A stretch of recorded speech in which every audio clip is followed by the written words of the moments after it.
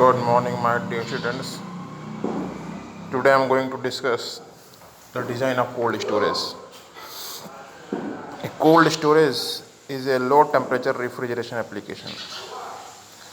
तो आपने नाम भी सुना होगा कि कोल्ड स्टोरेज। तो कोल्ड स्टोरेज क्या होता है ना। कोल्ड स्टोरेज जो होता है वो low temperature refrigeration application use किया जाता है कोल्ड स्टोरेज में। और आपने देखा भी होगा कि आइसक्रीम्स और बड़े बड़े चिलर प्लांट्स जहाँ पर हम रेफ्रिजरेशन सिस्टम यूज़ करते हैं। तो मैंने आपको पहले भी बताया था कि जो आपकी फिफ्थ यूनिट है basically this is based on the application of the refrigeration system. तो जो रेफ्रिजरेशन हमने पढ़ा था ये उसी का एप्लीकेशन है इस पर बेसिकली कि कौन कौन से लोड हमें कंसीडर करने हैं और कौन कौन सी चीज़ें जो हैं वो हमें डिसाइड करनी है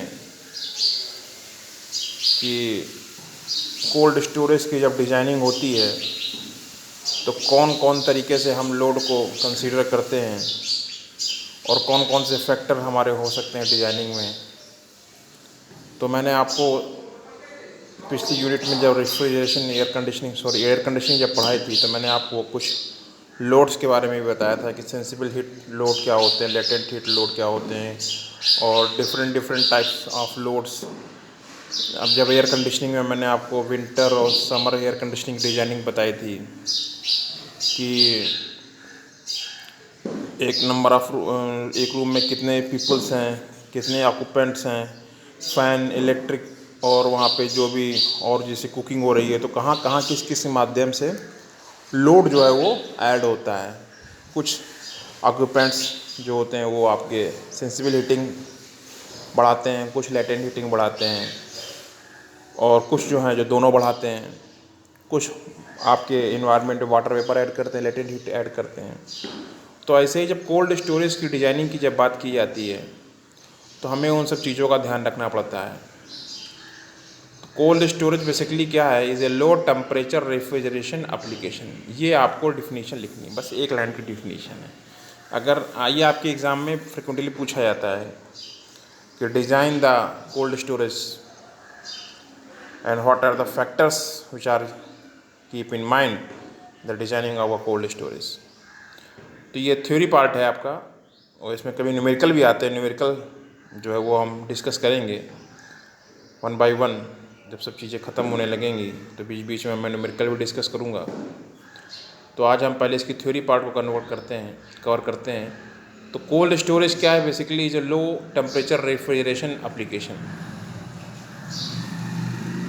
अब होता क्या है कि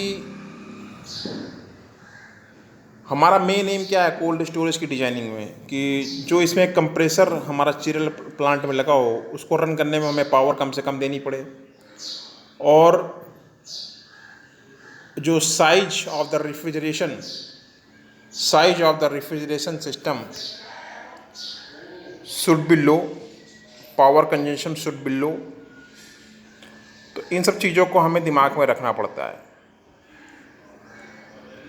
तभी हमारी डिज़ाइन सक्सेसफुल होगी। तो क्या क्या चीज़ें हैं, to keep the size of the refrigeration small and power consumption should be low. तो इस चीज़ों को ध्यान में रख करके हमें डिजाइनिंग करनी होती है क्योंकि हमें कूलिंग लोड जो है वो हमें हर हाल में मिनिमाइज करना है। जब हम किसी तरीके से भी कूलिंग लोड को हम जिस तरीके से जिस माध्यम से मिनिमाइज कर सकते हैं वो हम करेंगे, लेकिन ज़बरदस्ती नहीं करना है। क्योंकि हमें कोई भी चीज़ की जब डिजाइनिंग होती है, आप मशीन डिजाइनिंग पढ़ते होंगे तो सारे फैक्टर्स को वन बाय वन हम कंसीडर करते हैं। उसके बाद एक फैक्टर ऑफ सेफ्टी भी हम लेते हैं कि अगर मान लीजिए किसी तरीके से भी अगर उसमें लोड अगर बढ़ता है तो हमारा सिस्टम फेल ना हो, है ना। तो 5-10%, 15% जो है फैक्टर ऑफ सेफ्टी भी आखिरी में हम ऐड करते हैं कि वर्स्ट कंडीशन, हम जो डिजाइनिंग करते हैं वो हम वर्स्ट कंडीशन के लिए करते हैं कि सिस्टम हमारा अगर इस कंडीशन में भी आ गया कि मान लो कि अगर हमने 10 kg लोड के लिए उसको अगर डिज़ाइन किया है तो अगर 10 से अगर 12-13 भी हो जाए तो हमारा सिस्टम फेल ना हो। और उस वर्स्ट कंडीशन, उस वर्स्ट डे के लिए भी हम उसको प्रिपेयर करते हैं कि अगर लोड बढ़ भी जाए तो हमारा रेफ्रिजरेशन जो है वो सक्सेसफुली उसमें चलता रहे। नहीं तो जैसे आपने देखा होगा कि जो बड़ी बड़ी जो कोल्ड स्टोरेज जो फ्रीज़र होती हैं उसमें आइसक्रीम रखते हैं, अगर किसी तरीके से उसमें कहीं एयर लीकेज हो जाता है तो उसमें अगर सक्सेसफुली जो रेफ्रिजरेशन अगर नहीं हो पाता है तो हमें आइसक्रीम पिघलने लगती है ना। तो इन सब चीज़ों को हमें ध्यान रखना पड़ता है।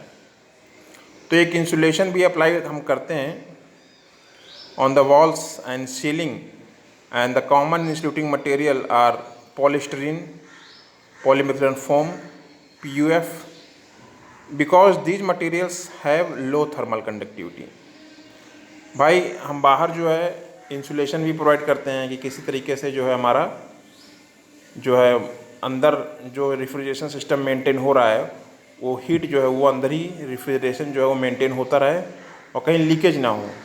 तो आप देखते होंगे काली काली जो है रबर टाइप की जो है इंसुलेशन भी प्रोवाइड की जाती है, और कुछ सैंडविच पैनल्स भी यूज़ किए जाते हैं फॉर प्रोवाइडिंग द इंसुलेशन। तो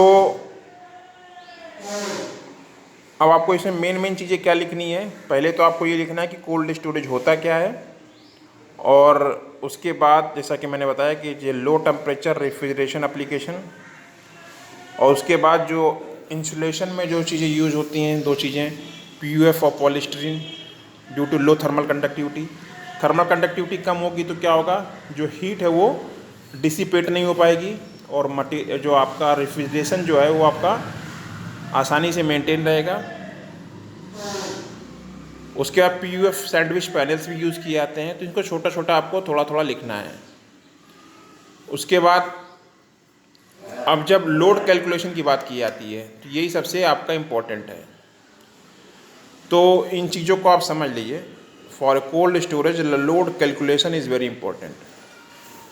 तो मैं इसी की बात कर रहा हूँ कि जैसे transmission load, air change, infiltration load, miscellaneous load like electric Motors, lighting, people, product load, sensible और रेस्पिरेशन, है ना। तो कोल्ड स्टोरेज में क्या है कि जो चीज़ें आप रख रहे हैं, है ना, तो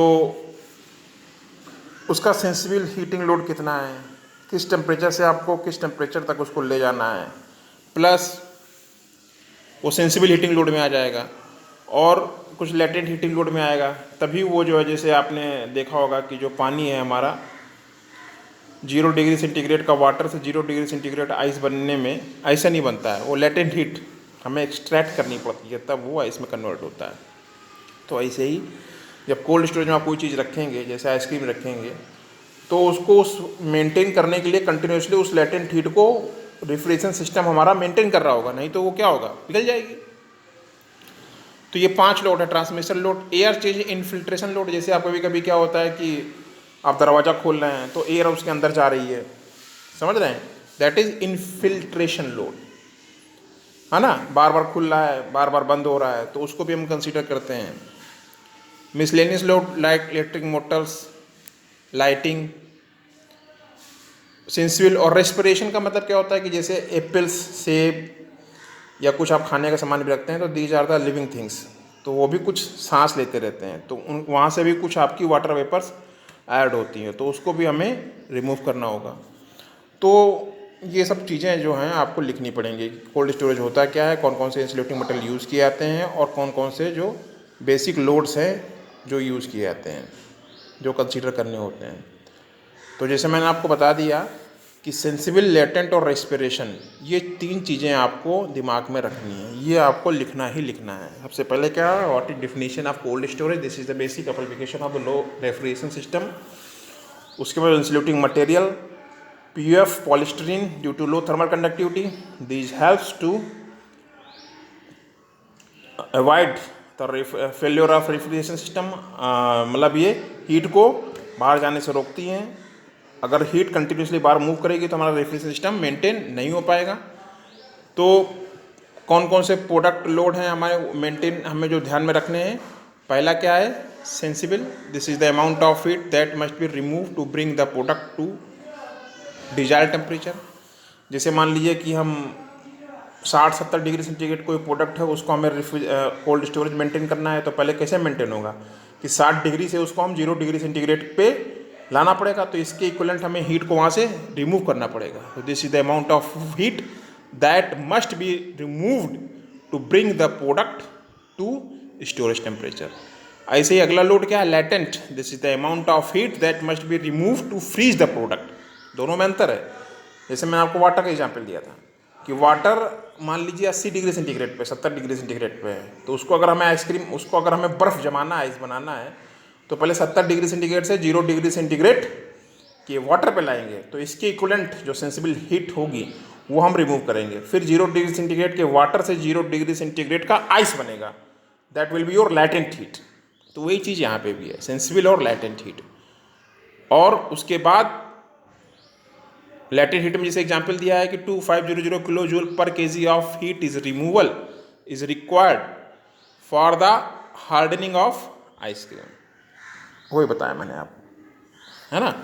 उसके बाद रेस्पिरेशन, जैसे फ्रेश फ्रूट्स, वेजिटेबल्स, ये आपकी अलाइव हैं, they undergo changes even when stored at low temperature, releasing heat of respiration. तो ये भी हमें that will also add up a load, तो वो भी हमें कंसीडर करना है। तो ये सब चीज़ें आपको, 3 चीज़ें आपको डिजाइनिंग ऑफ कोल्ड स्टोरेज में लिखनी होंगी कि sensible heating, latent heating, respiration, और जो एयर फिल्ट्रेशन, ट्रांसमिशन, है ना। और उसके बाद कोल्ड स्टोरेज होता क्या है, किस एप्लीकेशन पे काम करता है, और इसमें इंसुलेटिंग मटेरियल जो होते हैं कौन कौन से यूज़ करते हैं। तो ये सब चीज़ें आपको लिखनी पड़ेंगी। फिर उसके बाद जो है वो आपका ये कोल्ड स्टोरेज प्लांट का एक डायग्राम आपको बना देना है कि इसमें कंप्रेशर है, कंप्रेस करेगा रेफ्रिजरेंट को। उसके बाद कंडेंसर में गया, latent heat of condensation release होगी। फिर जो आपका एक्सपेंड होगा, फिर ये जाएगा आपका इवेपोरेटर कॉइल, जहाँ पर रेफ्रिजरेशन होगा। तो ये पूरा रेफ्रिजरेटेड स्पेस लगा हुआ है आपका, तो इसका छोटा सा डायग्राम भी आप बना देंगे तो आपको काफ़ी हेल्पफुल करेगा। तो इसका प्रिंसिपल वही है कि you have to maintain a low refrigeration in a controlled space. और जो लोड कंसीडर करने वो हमारे सेंसिबल, लेटेंट और रेस्पिरेशन, ये हमारे 3 मोटे मोटे जो हैं लोड हमें कंसीडर करने होंगे। और फिर उसके बाद कौन से इंसुलेटिंग मटेरियल हैं जो हम छत पे लगाते हैं, उसके मतलब फ्लोर पे लगाते हैं और साइड में लगाते हैं, वो मटेरियल का नाम। And due to low thermal conductive they help to avoid the pass the refrigeration. तो ये कोल्ड स्टोरेज प्लांट ये आपका ख़त्म हो गया। और नेक्स्ट क्लास में हम कुछ आइस प्लांट या जो देखते हैं वो हम कवर करेंगे। तो धीरे धीरे इसी तरह जो आपकी ये यूनिट ख़त्म होती जाएगी। और आई होप इसमें ज़्यादा थ्योरी पार्ट है, न्यूमेरिकल कम है, ज़्यादा ना के बराबर, ज़्यादा नहीं है। तो your assignment is, today assignment is make note on cold storage plant. इसमें नोट्स बनाइए अच्छी तरीके से कोल्ड स्टोरेज प्लांट में। और मैंने आपको बता दिया इसमें क्या क्या मेन चीज़ें लिखनी है आपको, कि ये होता क्या है, इंसुलेटिंग मटेरियल कौन कौन से यूज होते हैं और वो क्यों यूज़ किए जाते हैं, due to low thermal conductivity, कौन कौन से लोड हम कंसीडर करते हैं, और उसके बावजूद हम 10%, 12% फैक्टर ऑफ सेफ्टी लेकर चलते हैं, तब हमारी डिज़ाइनिंग होती है। और ये डायग्राम भी बनाइए। Okay, thanks.